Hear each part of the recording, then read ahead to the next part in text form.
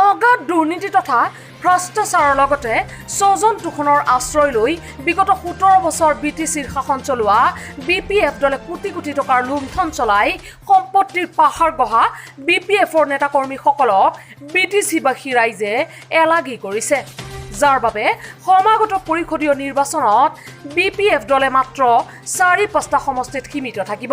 এই মন্তব্য কোকৰাঝাৰৰ সাংসদ তথা গণ সুৰক্ষা পাৰ্টিৰ সভাপতি নৱ কুমাৰ শৰণীয়াৰ। গোসাইগাঁও মহকুমা তথা বিটিচিৰ 3 নম্বৰ শ্ৰীৰামপুৰ সমষ্টিৰ অন্তৰ্গত হাওৰিয়া পেটত আজি এখন সভা উপস্থিত হৈ সাংসদগৰাকীয়ে বিপিএফ দলক কঠোৰ ভাষাৰে সমালোচনা কৰি এইদৰে কয়। যিটো শাসন চলালে নে তেওঁলোকে ভূমি সমস্যা সমাধান কৰিলে নে তেওঁলোকে বোলে আমাৰ আজি চাওক ভাষাটোৰ ক্ষেত্ৰত বিপিএফৰ ৰোল এটা আছে, কাৰণ বড়ো ভাষাটো মুখ্য ভাষা কৰা বা অসমীয়া ভাষাটো সহযোগী কৰা তেওঁলোকৰ মুখ্য এটা ৰোল আছে। আৰু আপোনালোকে আজি দেখিছে ছাপ্লাই ডিপাৰ্টমেণ্টত প্ৰতিটো ডিপাৰ্টমেণ্টত সি চাকৰি দিয়াৰ ক্ষেত্ৰত হওক, সি ৰাস্তা ঘাট স্কুল কলেজৰ ক্ষেত্ৰত হওক, সকলো ডিপাৰ্টমেণ্টত দুৰ্নীতি কৰিছে। গতিকে এনেকুৱা দুৰ্নীতি ভ্ৰষ্টাচাৰী স্বজন তোষণৰ যিখন চৰকাৰ, আজি আপোনালোকে নিজে শুনিছে যে স্কুলৰ এজন 4th গ্ৰেডৰ চাকৰি তেওঁলোকে বাক্সাৰ পৰা আনি দিছে। ইয়াত যথেষ্ট লোক আছিল তেওঁলোকে নিদিলে। এনেকুৱা ধৰণে তেওঁলোকে যিটো মানে স্বাৰ্থপৰতা কৰিছে, মই ভাবোঁ তেওঁলোকে সমাজযোগ্য নহয়। আৰু বিশেষভাৱে এটা কথা ঠিক যে এইবাৰ তেওঁলোকৰ যিটো অৱস্থা হৈছে, শাসক পক্ষবিলাকে তেওঁলোকক চাথ দিয়া নাই। বহু ৰাইজ কিন্তু তেওঁলোকৰ ঠিকাদাৰৰ পৰা ব্যৱসায়ী বা বহু ৰাইজ কিন্তু এইকাৰণে আছিলে, তেওঁলোকে যিটো সমাজৰ এটা মুখ্য ভূমিকা লয় বা যিসকল বুদ্ধিজীৱী আছিল তেওঁলোকে কিন্তু লাহে লাহে বিজেপিৰ প্ৰতি বিপিএফৰ প্ৰতি তেওঁলোকৰ মানে অনীহাটো আহিছে। আৰু তেওঁলোকে যিহেতু গম পাইছে যে বিপিএফ ক্ষমতাত নাহে, এইটোও কিন্তু এটা কাৰক হিচাপে কাম কৰিছে। যে আমাৰ যিটো এজেণ্ডা GSP বা অৱৰক্ষা সমিতিৰ যিটো এজেণ্ডা, সেই এজেণ্ডা কোনো পাৰ্টিৰ হাতত নাই। গতিকে আমি যদি তেওঁলোকৰ লগত কিবা কাৰণে এলায়েন্সো কৰিব যাওঁ, আমি কম্প্ৰমাইজ কৰা হ'ব। আমি কম্প্ৰমাইজত নাই।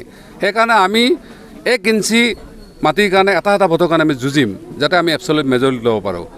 আৰু চাওক যে যদিহে আমি তেনেকুৱা ধৰণৰ এলায়েন্সৰ কথা আহে, কমন মিনিমাম এজেণ্ডা থাকিব বা এনেকুৱা ধৰণৰ এটা প্ৰচেছ হ'ব, সেইটো এটা দীৰ্ঘম্যাদী আছে, সেইটো আমি আজি ক'ব নোৱাৰোঁ। কিন্তু মই ভাবোঁ যে আমাৰ ক্ষেত্ৰত সেই সুযোগটো নাহে বা সেই সুবিধাটো নাহে, কাৰণ নহ'লে কিন্তু আমি যিটো কথা কৈছোঁ যে আমাৰ অস্তিত্ব হয়তো শেষ হৈ যাব। এইবাৰ যিবিলাক সৰু সমষ্টি তাত 10ৰ পৰা 12,000 ভোট লাগিব, আৰু যিবিলাক ডাঙৰ সমষ্টি তাত 16ৰ পৰা প্ৰায় 20,000 ভোট লাগিব।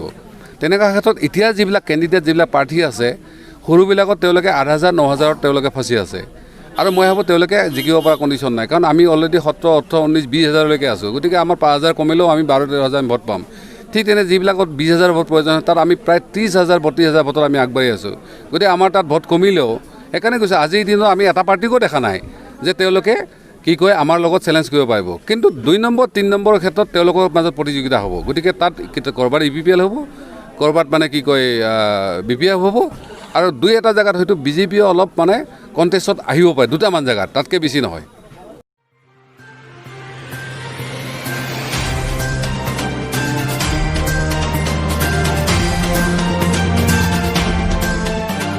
গোসাইগাঁৱৰ পৰা সহিষ্ণু দাসৰ ৰিপৰ্ট, নিউজ 31 অসম।